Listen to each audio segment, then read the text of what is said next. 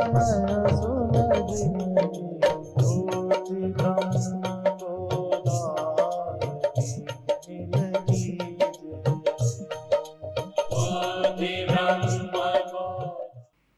जिसके जानने में यह जगत आता है, स्वयं जो जानने में नहीं आता, यही आत्मा तो ब्रह्म है। यही आत्मा तो सर्वाधिष्ठान है। इसी आत्मा में तो सारा जगत अध्यस्त है। पर सुनने वाले आदमी बन के सुनते हैं, इंद्रियां बन के सुनते हैं, मन बन के सुनते हैं। आत्मा हूं ये ख्याल ही नहीं है। तुम अधिष्ठान हो, यह ज्ञान ही ब्रह्म ज्ञान है। तुम जगदाश्रित, जगदाश्रय हो। तुम शब ज्ञानाधिकरण, ज्ञानाधिकरणम आत्मा, ज्ञानों का अधिकरण है आत्मा। देखने का, देखना ज्ञान, सुनना ज्ञान, सूंघना ज्ञान, छूना ज्ञान, जानने में आना जगत का ज्ञान। फिर आत्मा क्या है? ज्ञानाधिकरणम आत्मा, ज्ञान का अधिकरण, जिसके कारण जगत ज्ञान, इंद्रिय ज्ञान, विषय ज्ञान होता है। इन ज्ञानों का अधिकरण आत्मा है। ये देखना ही नहीं है, वो देखना तो चला जाएगा। जैसे एक मिट्टी का सकोरा बनाओ, शकोरे में पानी भरते हो। ये पानी भरना गुण शकोरे का है, केवल मिट्टी का नहीं। यदि उपाधि तोड़ दो तो अस्तित्व तो रहा, पानी भरना बंद। ऐसे ये आंख बिगड़ गई, चेतन रह गया, देखना गया। अर्थात आंख में चेतन और एक माया की बनावट है। घड़े का मतलब एक रचना है, एक रचना का आश्रय है। जो कुछ भी है, इन बनावटों का अपना एक स्वभाव है, गुण है, विशेषता है। इसलिए आंख से दिखता है। यदि इस आंख को अलग निकाल के धर दें, फिर भी ये देखेगी। बोलने के बाद मैं तुम्हारी ओर ध्यान देता हूं कि तुम क्या कहने वाले। ऐनक मैंने आंख में लगाया, पढ़ने लगा। कमजोर आंखों वालों को ऐनक लगाया, पढ़ लेते। यदि ये भ्रम हो जाए कि ऐनक ही पढ़ लेता है, आंख की जरूरत नहीं, तो अंधे के ऐनक लगा दो, या ऐनक को उतार के रख दो तकिए में, ये तकिया उससे पढ़ेगी। ऐनक देखने का साधन तो है, पर ऐनक नेत्र नहीं है। और जिसे तुम नेत्र कहते हो ना, ये भी ऐनक ही है, ये भी नेत्र नहीं है। इसलिए वो आंखों की आंख है, वो ऐनक की भी आंख है, आंख की भी वो आंख है जिससे आंख देखती है। हम इसी को आंख कहे जा रहे हैं। असल में वो आंख कभी फूटती नहीं, वो आंख कभी अंधी नहीं होती, लेकिन ये तो अंधी हो जाएगी। इस आंख का संबंध टूटा, गई, या आंख लगी रहे, मैंने संबंध तोड़ा। या तो ये मुझे छोड़ दे या मैं इसे छोड़ दूं, आंख अंधी। आंख क्या देखती है? मैं देह को छोड़ दूं या देह मुझे छोड़ दे? देह मरा। लोग कहते हैं खरबूजा छुरी पर गिरे। खरबूजा छुरी पर गिरे तो फटेगा खरबूजा, या खरबूजे पे छुरी गिर जाए तो फटेगा खरबूजा। छुरी को तो फटना नहीं। हम देह से अलग हो जाएं तो मरा देह, देह हमसे अलग हो जाए तो मरा देह। मरना तो देह को ही है, मुझे थोड़ी मरना है। अंधी तो आंखें होती हैं, मैं अंधा होता नहीं, परंतु आरोप मुझ पर ही होगा। जैसे मैं अंधा हो गया, आंखें हटाई तो अंधा हो गया, कौन कहेगा? आंखें कि मैं? देखो कमाल। अंधेपन का आरोप मुझ में होगा, चूंकि इन आंखों से देख मैं रहा था, आंखें हटाई, बाहर का दिखना बंद, तो मैं अपने ऊपर ही ले लेता हूं कि मैं अंधा हो गया। इसी तरह से बुद्धि हटाई, वहां मैं अज्ञानी हो गया।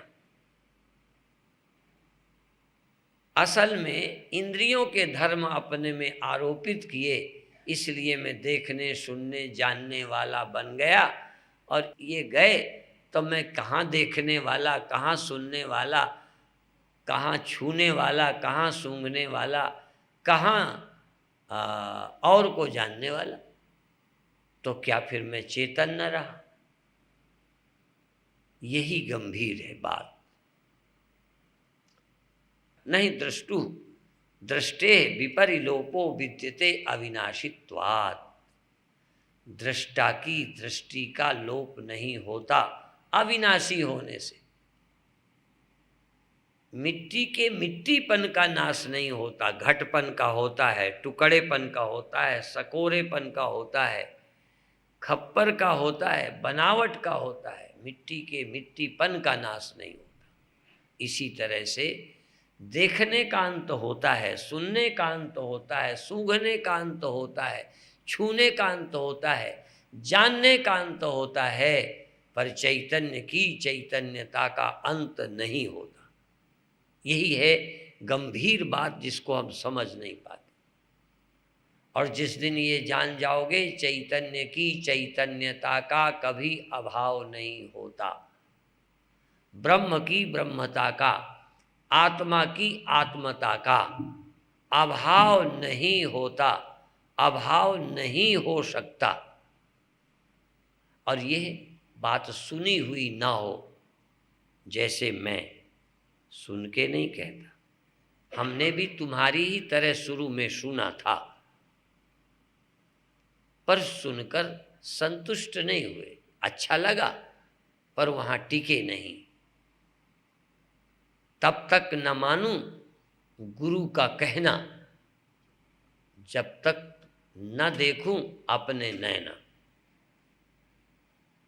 अब गुरु का ही क्यों, तब तक न मानूं किसी का कहना, जब तक न देखूं अपने नैना। जब तक मैं इस सत्य का अनुभव न कर लूं, तब तक मैं क्यों मान लूं? मैं अविश्वास भी नहीं करता, श्रद्धा तो रखता हूं कि ठीक ही कहते होंगे गुरुदेव, ठीक ही कहते हैं ग्रंथ, पर इस सत्य को मुझे भी तो समझना चाहिए, इस सच्चाई का अनुभव तो करना चाहिए कि मैं आत्मा हूं या नहीं हूं, मैं साक्षी चेतन हूं या नहीं हूं, मैं कौन हूं, इसका अनुभव मुझे करना चाहिए।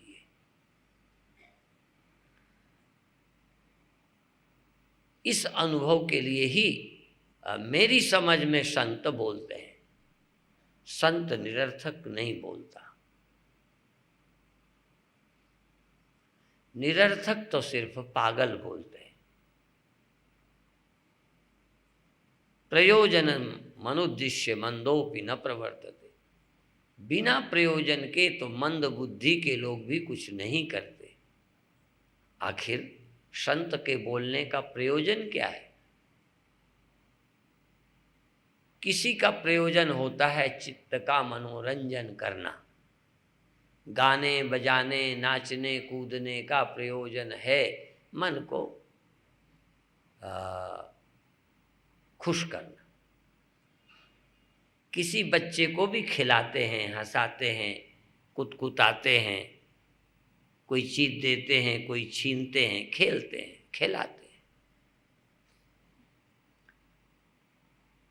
कोई न कोई प्रयोजन होता है। ये सब जो कुछ होता है, नाच तमाशा खेल कूद, दिल के बहलाने के लिए गालिब, ये ख्याल अच्छा है, कहीं न कहीं मन लगा रहेगा। और इसी तरह कहीं न कहीं मन लगाते लगाते एक दिन मरने का टाइम आ जाएगा। यदि मन लगाने को न मिलता ना, तो या तो तुम आत्महत्या कर लेते या फिर हत्या से सदा सदा के लिए मुक्त हो जाते। ये जो मनोरंजन हो जाता है, रोज का रोज टाइम पास हो जाता है, यही तुम्हारी मौत बनना है। बुरा नहीं मानो, ये जो टाइम बीत जाता है किसी न किसी काम में, थोड़ा अच्छा टाइम बीत जाता है नाचने में, खेलने में, गाने में, खाने में, दुकान में, ऐसे ही टाइम पास करते करते वो दिन भी आ जाएगा जिस दिन तुम पछताओगे। जरा कभी ठंडे मन से विचार करना कि जैसे किसी का टाइम आ गया, गए हैं, उनको गए देखकर उनके प्राणांत हो गए, फिर तुम्हें कुछ तो लगा होगा। अभी अभी हम यहाँ आए, इंदौर आए, फोन आ गया, हमारे गुरु भाई परसों 4 बजे शरीरांत हो गया। उसके पहले एक हमारी शिष्या, उनका देहांत हुआ। एक और मेरे गुरु भाई, एक और मेरे उज्जैन में रहने वाले गुरु भाई, 4 तो अभी अभी थोड़े दिनों में चले गए। जब जाते हैं तो कुछ तो लगता ही होगा। हमारे वालों से नहीं लगता तुम्हें, तुम्हारे भी तो कभी जाते हैं, उस समय कैसा लगता है? उस समय तुम्हें अपने जाने की याद नहीं आती।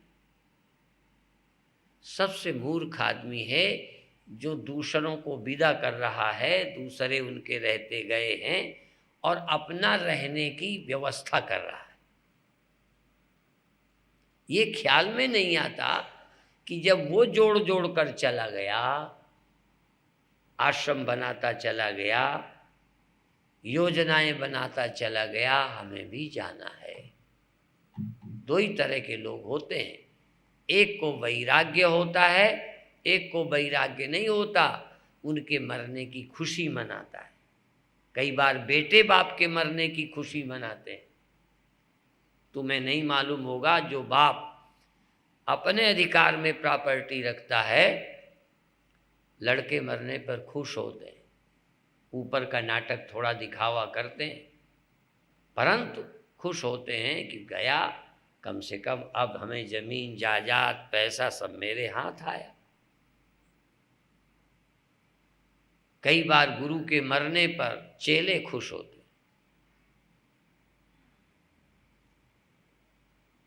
अब मैं अपने ढंग से आश्रम का इस्तेमाल करूंगा। नहीं, गुरुजी तो दखल देते, ऐसा नहीं करना, ऐसे नहीं बैठना, ये नहीं करना, ऐसे नहीं खर्चना। और ऐसी 1-2 कथाएं नहीं हैं, विषय बढ़ जाएगा, नहीं मैं बताता।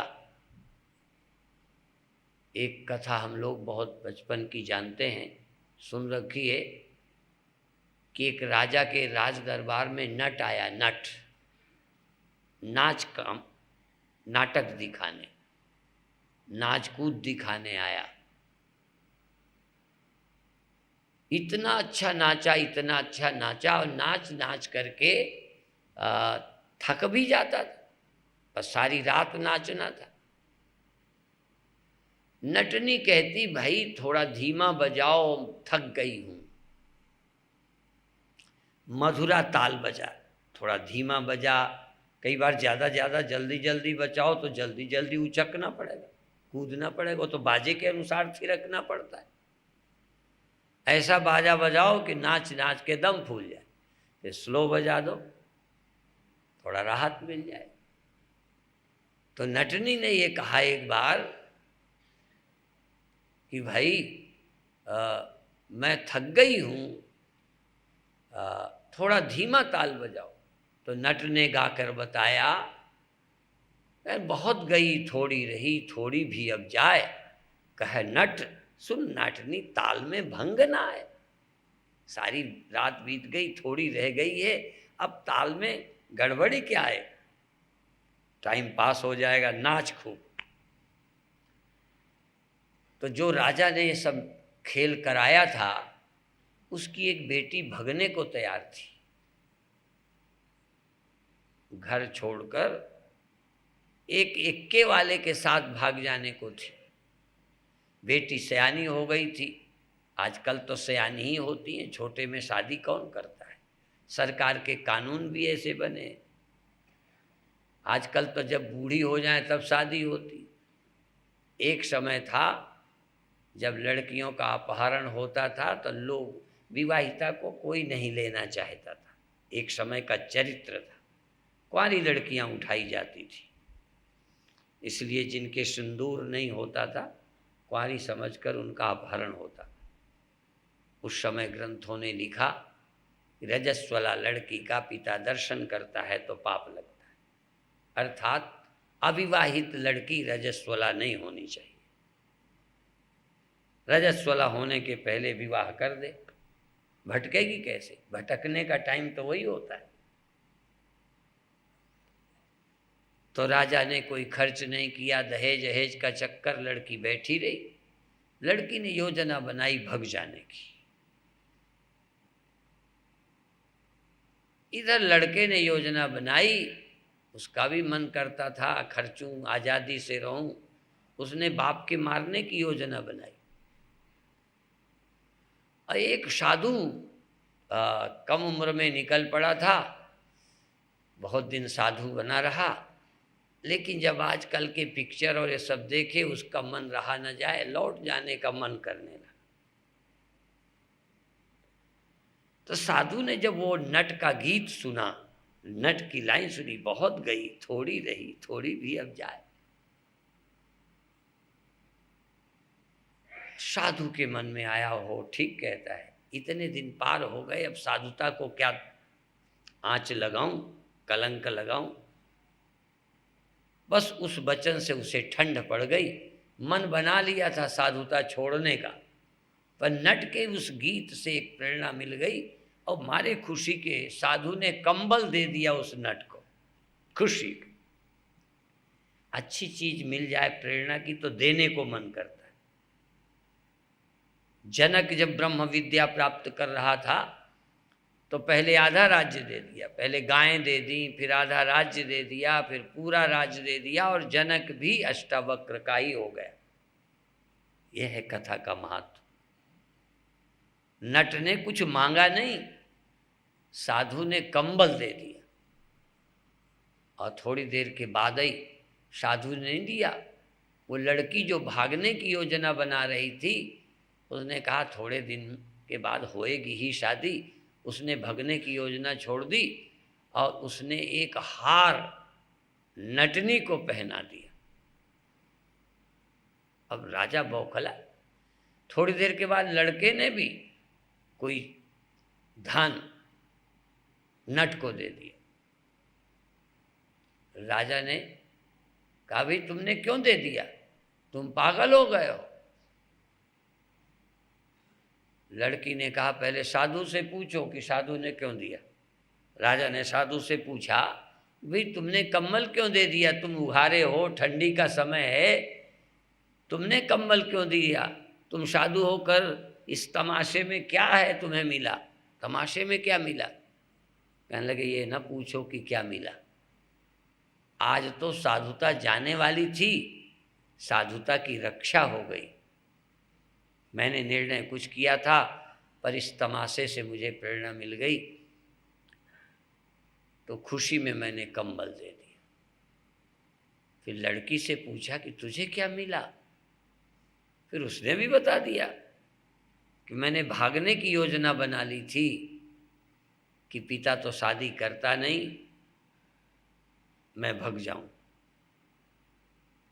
मुझे प्रेरणा मिली कि नहीं, आज नहीं कल शादी होगी ही, थोड़े दिन की बात है, तो मैंने हार खुशी में दे दिया। ऐसे ही लड़के ने बताया कि मैंने तुम्हारे मारने की योजना बनाई थी। अभिप्राय क्या है कि एक ही बात से कितनी प्रेरणाएं मिलती हैं। फिर आए उसी विषय पर कि हम एक मरकर छोड़कर जा रहा है, हम समेटने के चक्कर में पड़ते हैं, जैसे हमको छोड़ना ही ना पड़े। एक महात्मा जिनका अभी शरीर छूटा, उन्होंने मुझे कुछ रुपया दिया। मुझे बार बार लगे कि ये बूढ़े हैं, ये जाने वाले हैं, ये रुपया मुझे दे रहे हैं, मैं कोई यहीं रहने वाला हूँ, भाई तुम दे रहे हो तो मैं क्यों लूँ, मैं यहाँ रहूँगा। तुम आश्रम मुझे दे रहे हो, मैं आश्रम का क्या करूँगा, यहाँ रहूँगा। ये ख्याल ही नहीं आता। बहुत कम भाग्यशाली लोग हैं जिनको दूसरे की मृत्यु में अपनी मृत्यु नजर आती है, और बाकी लोग तो हंसी खुशी में टाइम पास करते हैं। ये भी लोग बड़े कहते हैं कि उसका जीवन बड़ा अच्छा है, हंसते खेलते चला गया। अरे हंसते खेलते चला गया, कभी इस तमाशे में, कभी उसमें, कभी इसमें, ठीक समय तो ठीक बीत गया, लेकिन मरते समय भी ठीक गया, उसकी क्या पहचान। जरा खबर करके देख लो कि तुम अब आज जाने वाले हो, फिर देखो कैसा लगता है, फिर क्या सार्थक लगता है। यदि मेरे जाने का टाइम हो तो रुपया कितना सार्थक है, पत्नी कितना सार्थक है, बेटे कितने सार्थक हैं, फिर ये पढ़ाई। एक लड़का 10वीं में पढ़ता था, एक घाटी में पानी भरा था, वो किसी कारण उस पर गिर गया, उसके गिरते ही नीचे चला गया, गहरा था, पर दूसरे साधु कूदे, ढूंढा, उसको बाहर खींच के लाए। पानी तो काफ़ी नाक में चला गया था, उसने जीवन की आशा बिल्कुल छोड़ दी थी, अंदर चला गया था, अपने को मरा समझा कि अब तो मैं गया, लेकिन फिर भी चलो बच गया। घर वाले लोग कहते थे तुम पढ़ो, वो बार बार एक ही कहता था कि यदि आज मैं मर गया होता तो पढ़ाई मेरे किस काम आती। मैं नहीं कहता तुम पढ़ना मत, लेकिन बात तो जरा सोचो कि पढ़ाई सब कुछ है क्या। वो बार बार कहता था कि यदि आज मेरी मृत्यु हो जाती तो मेरी पढ़ाई किस काम आती। आज तो मैं जाने वाला था, अब मैं साधु बनूंगा, अब मैं साधु बनूंगा, अब प्रभु ने मुझे बचा लिया है, अब मैं भजन करूंगा। इसी तरह से आप देखें, जो संसार के मनोरंजन में टाइम पास करते हैं उनका आखिर कोई बहुत अच्छा नहीं होता। और आज यदि चोट लगती, मनोरंजन न होता तो कुछ तो खोजते। यदि हमारा टाइम रोज किसी न किसी मनोरंजन में न बीते तो उदास होकर या तो हम आत्महत्या करेंगे और या आत्मानुभव करके मृत्यु की कल्पना से पार चले जाएंगे। दो ही है। इसलिए मनोरंजन कोई बहुत अच्छा नहीं होता, पर आदमी अपना समय ठीक गुजार लेता है। ये ठीक गुजारना है कि बर्बाद करना है, सोचने का ढंग है। मेरी समझ में मनोरंजन समय खराब करना है। मेरे गुरुदेव कहते थे मनोरंजन नहीं, मनोभंजन करो, मन का नाश करो, मन से छुटकारा पाओ। मन की कर करके टाइम पास कर रहे हो, मन रहित हो जाओ, मन को खत्म करो। मन का अंत करे सोई संत, मन का जो अंत करता है वही संत है। इसलिए मन की तरंग मार लो, बस हो गया भजन। भगवान श्री कृष्ण ने विभूतियों का वर्णन किया। नक्षत्रों में चंद्रमा, हाथियों में ऐरावत, वृक्षों में पीपल, मनुष्यों में अर्जुन, बताया। व्यास, शुक्राचार्य और वासुदेव कृष्ण, भगवान कहते हैं ये विशेष विशेष लोगों को गिनाया, वो विशेष लोग हैं। उस तरह के गुण की सीमाएं हैं, पराकाष्ठाएं हैं, बहुत ऊंचे लोग हैं, आदरणीय है। तो फिर मैं सोचने लगा मैं तो किसी लायक नहीं हूं, मैं क्या हूं। देखो इतनी ऊंचाई तक लोग पहुंच गए, अपन तो न पढ़ाई में आगे, न शरीर में आगे, कहीं आगे आगे नहीं। फिर हमें भी सहारा दिखा कि भाई एक बात में हम भी कहीं आगे हैं, जहाँ तक लोग पहुँचते ही नहीं। कोई शरीर में अटके, कोई इंद्रियों में अटके, कोई मन में अटके, कोई कहीं लटके, कोई कहीं भटके, कोई कहीं सटके, पता ही नहीं है हम क्या है। बल्कि विभूति नहीं, आत्मा, विभूति नहीं, भगवान की विभूतियां नहीं, साक्षात नारायण।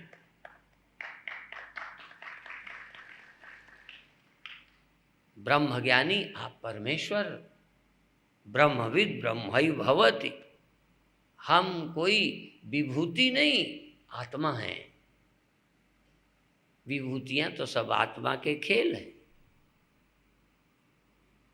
तुम आत्मा अनुभव कर सकते हो, तुम और कुछ नहीं बन सके, टाइम जाया मत करो, आत्मा तो हो ही सकते हो।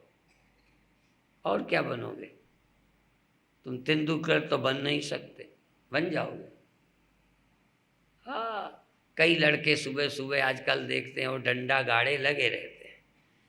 कोई इन्हीं में पहुंच जाएंगे, कोई अरे भाई लगे तो हैं, पर लगता है सारा देश वो 3-3 डंडा गाड़े लगे पड़े, जैसे एक ही काम है और कोई काम ही नहीं।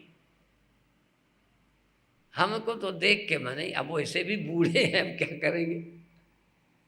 लेकिन हर आदमी एक काम के लिए नहीं जन्मा।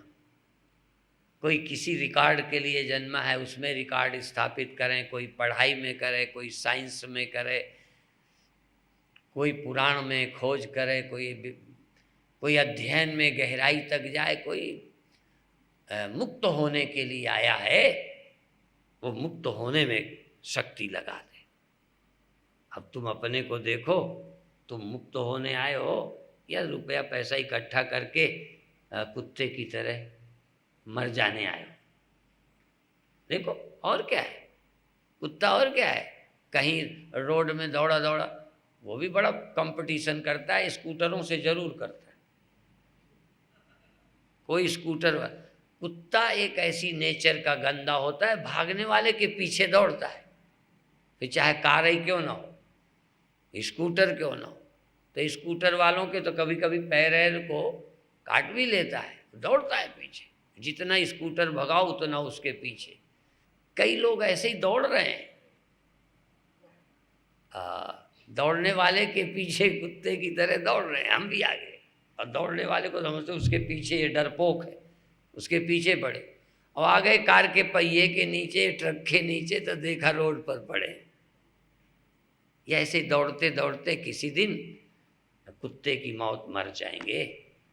सत्य के बिना जाने, ब्रह्म के बिना जाने, आत्मा के बिना पहचाने, भगवान का बिना सुमिरन किए, अनुभव किए, ऐसे ही चले जाएंगे। क्या इसी के लिए हम आए? इसलिए आपको बधाई है,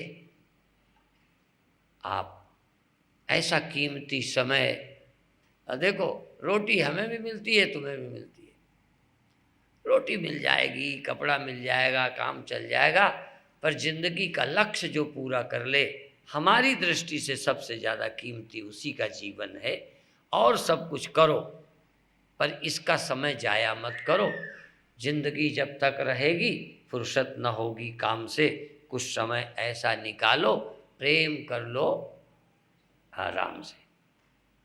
तुम्हारे भीतर अंतर्यामी राम रहते हैं, सर्वदृष्टा राम रहते हैं, सर्वज्ञ राम रहते हैं, सर्वाधिष्ठान राम रहते हैं, सर्वव्यापक सर्वशक्तिमान परमात्मा रहते हैं। और जो सब में रहते हैं वो तुम्हारे अंतःकरण में भी रहते हैं। इसलिए तुम अपने अंतःकरण में ढूंढ लोगे तो वो वही तो हैं जो सब में रहते हैं। जो सब में रहते हैं वो मुझ में रहते हैं, नहीं सब में रहते ही नहीं। यदि मुझ में नहीं रहते तो सर्वव्यापक नहीं है, और सर्वव्यापक राम मुझ में रहते हैं।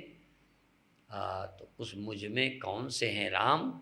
जो सोते नहीं, जगते नहीं, मरते नहीं, आते नहीं, जाते नहीं, कालातीत राम, ब्रह्म राम, निरंकार राम, निर्विकार राम, अंतर्यामी राम अपने हृदय में पहचान कर उस प्रत्यक्ष चैतन्याभिन्न प्रभु से तुम भी अपने आप को अभिन्न अनुभव करके, उससे मैं पृथक नहीं, मुझसे वो दूर नहीं, तुझसे तो वो दूर नहीं, तेरा भी कसूर नहीं, देखन वाली आंख जेड़ी ओदे बिच नूर नहीं। तुम संसार की तरफ देख रहे हो इसलिए तुम्हें पता नहीं चलता, तुम दृष्टि को बदलो, बाहर की तरफ दृश्य की तरफ से हटाओ तो दृष्टांतर्यामी तुम्हें मिल जाएगा। यहीं अभी समाप्त करते हैं। ओम शांति शांति शांति।